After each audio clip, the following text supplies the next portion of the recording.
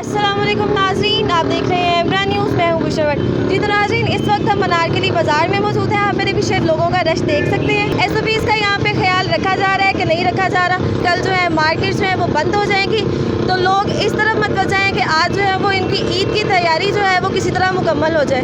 तो आए इसी पर लोगों से बात करते हैं। जी सही है, अच्छी बात है कि रश ना लगे यहाँ पर और लोग बिला वजह अंदर बाहर ना आए और गैदरिंग्स ना हो और यानी हर जगह रेस्टोरेंट्स वगैरह में भी गैदरिंग ना हो, तो ये अच्छी बात है हमारे लिए। अच्छा, ऑलरेडी कोरोना बहुत ज़्यादा फैल रहा है तो उसको कंट्रोल में रखेंगे फिर ये गवर्नमेंट, तो उसकी कोशिश है, ये अच्छी बात है।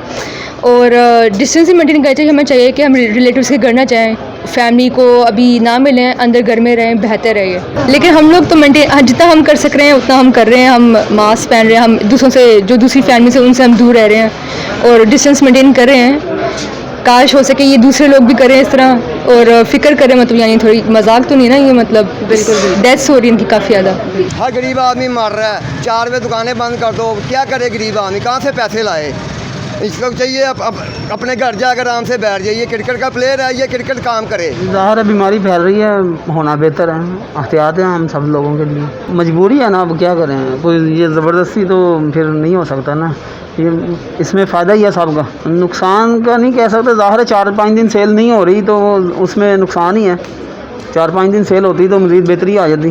जी तो नाज़रीन, बाज़ार की सूरत हाल जो है वो आपने जानी। आवाम का कहना है कि उनको इस चीज़ से कोई फ़र्क नहीं पड़ता कोरोना है या नहीं है। ईद की शॉपिंग जो है वो उन्होंने करनी है, ईद जो है वो उन्होंने मनानी है। दुकानदारों की बात करें तो वो काफ़ी हद तक हमें परेशान दिखाई देते हैं। उनका यह हुकूमत से कहना है कि लॉकडाउन उसको नहीं करना चाहिए क्योंकि जो है उनकी यही कमाई के दिन है।